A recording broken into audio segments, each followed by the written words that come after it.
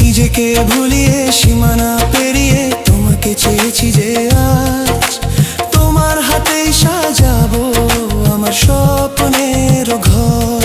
আমি তোমার প্রেমে পড়ে দুনিয়া ভুলে গেছি।